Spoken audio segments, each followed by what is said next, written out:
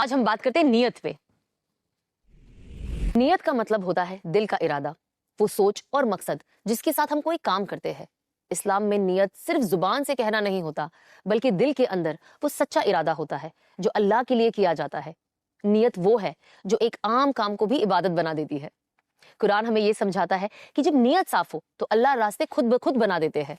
اس کی سب سے خوبصورت مثال ہے ہجرت کی۔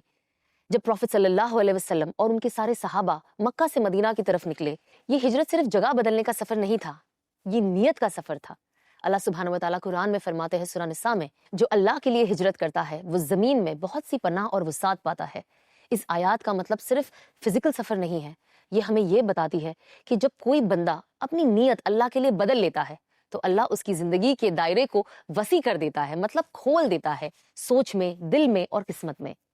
اسی ہجرت کے سلسلے میں رسول اللہ صلی اللہ علیہ وسلم نے فرمایا، اعمال کا دار و مدار نیت پہ ہے، یعنی ہجرت بھی اگر اللہ کے لیے کی ہو تو عبادت ہے، اور اگر کسی اور مقصد کے لیے کی ہو تو وہ صرف سفر کہلایا جاتا ہے۔ نیت ہمیں کہاں تک لے جاتی ہے؟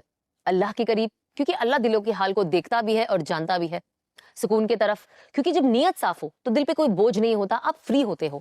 اخلاص کی طرف، جہاں دکھاوا ختم ہو جاتا ہے۔ جنت کی طرف، کیونکہ اللہ نیت پہ بھی اجر عطا کرتا ہے۔